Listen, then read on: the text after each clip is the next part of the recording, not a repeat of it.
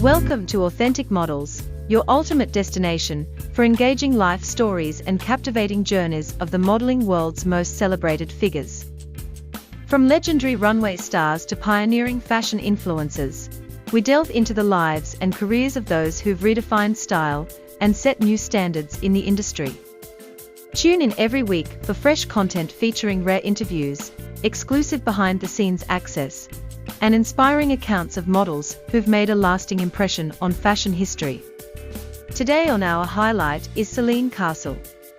Selene Castle was born in Vancouver, Canada, where the mountains meet the sea, and the cedar trees carry ancient stories through mist and wind. She was the elder daughter of a marine biologist mother, who taught her to read tides and currents, as well as constellations, and a sculptor father, who showed her how form and space carry emotion. From the very beginning, Selene moved through the world like a question, her long limbs echoing the islands and trees she loved. She learned to speak both English and the Salish languages of her coastal land from her grandparents, and from them she learned that every story lives in place, that geology is memory, and water is witness. She was quiet, but not timid, intense, not aggressive, graceful, not delicate. She sketched shells and birds before she could write, her notebooks filling with diagrams of wings, waves, feathers, and faces imagined and real. When she was 12, her parents took her on a research voyage up the Pacific coast, and she watched whales breach under a sky so big it shook something loose inside her, and she realized that presence was bigger than people,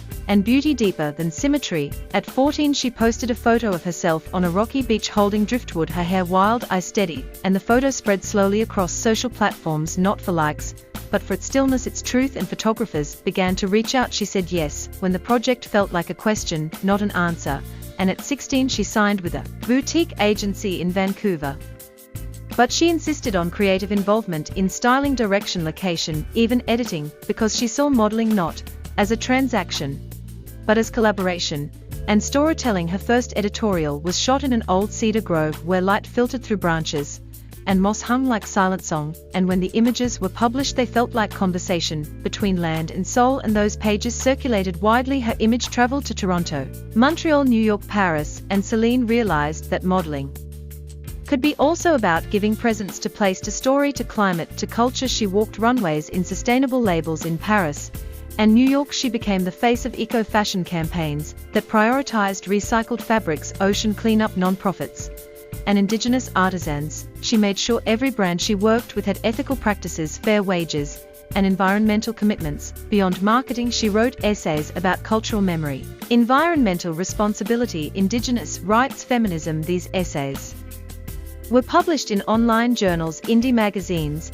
and in anthologies about fashion and ethics. She founded a collective in her early 20s called Cast Memories, bringing together photographers, writers, designers, videographers, indigenous elders, and climate scientists to create artistic campaigns that connected runaway images to real landscapes and to policy work. She spoke at design schools, universities, environmental forums, weaving together narrative, image, land, belonging. She still modeled, but she refused commercial kitsch, saying, "I will model, but only when the image matters, and the world after the lens is better than before." Behind the scenes,